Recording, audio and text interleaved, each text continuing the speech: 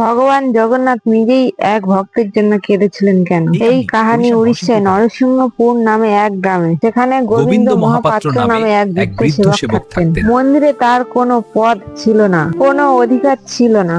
তিনি প্রতিদিন ভোরে মন্দিরের বাইরে ঝাড়ু দিতেন আর ভগবান জগন্নাথের সঙ্গে এমন ভাবে কথা বলতেন যেন কোনো বাবা তার ছেলের সঙ্গে কথা বলছে। গোবিন্দের না ছিল জমি, না ছিল ধন সম্পদ। বছর আগে তার স্ত্রী মারা গিয়েছিলেন। সারাদিন তিনি সিঁড়িতে বসে থাকতেন আর যে প্রসাদ বেঁচে যেত তা দিয়ে তার জীবন চলতো। মানুষ তাকে তিরস্কার করত।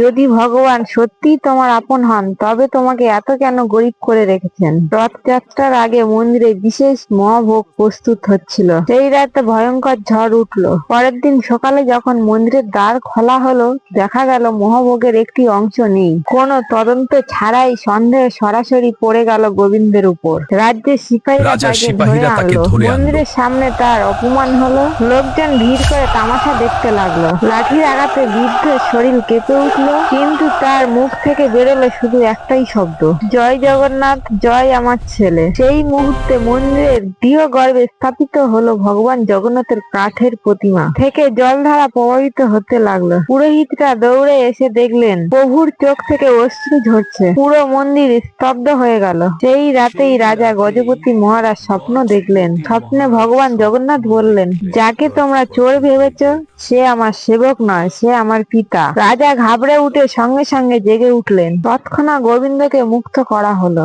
যখন তাকে জিজ্ঞাসা করা হলো কেন সে ভোগ নিয়েছিল, গোবিন্দ কাঁপা কণ্ঠে বলল, প্রভু নিজেই বলেছিলেন আজ তুই আমার সঙ্গে খাস। ঠিক সেই মুহূর্তে হারিয়ে যাওয়া মহাভোগ মন্দিরে স্বয়ং প্রকাশ পেল, সবার সামনে অক্ষত অবস্থায়। রাজা গোবিন্দের পায়ে প্রণাম করলেন এবং ঘোষণা দিলেন, আজ থেকে সে মন্দিরের দাস নয়, জগন্নাথের আপনজন। আচ্ছা, আজও পুরীতে রথযাত্রার আগে মন্দিরের সিঁড়িতে ঝাড়ু দেওয়ার যে প্রথা, তা সেই গোবিন্দ মহাপাত্রের স্মৃতিতেই পালন করা হয়। বলুন জয় জগন্নাথ।